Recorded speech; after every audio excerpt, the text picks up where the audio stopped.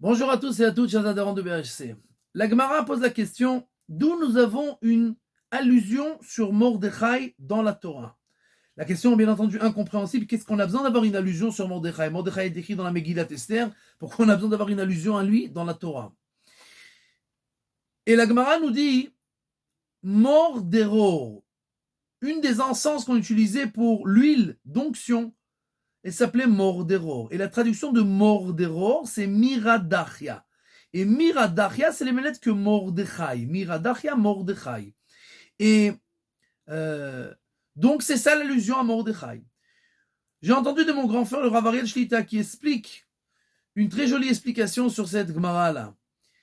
La question, c'est de savoir, pas d'où on a une allusion, parce que ça nous intéresse certainement pas, mais de savoir comment Mordechai a-t-il eu la force de se mettre contre Aman, qui était le dirigeant au-dessus de tous, que tout le monde se prosternait à lui, et il était le seul qui arrivait à rester droit, qui est arrivé à rester serein, et ne se prosternait pas devant Aman. D'où Mordechai a-t-il eu cette force-là?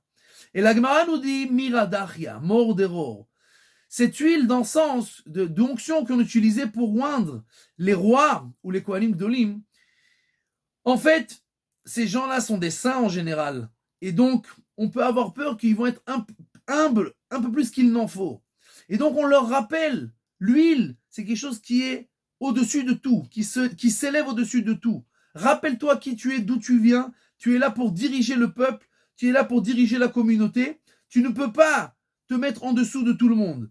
Et tu dois te rappeler qui tu es. Et quand quelqu'un sait qui il est, alors il a la force de se mettre même contre l'environnement.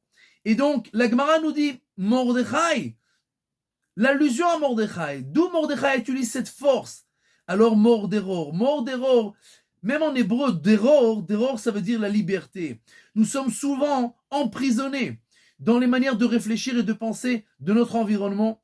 Et à cause de cela, nous n'arrivons pas à faire les choses comme nous devrions les faire et penser comme nous devrions penser.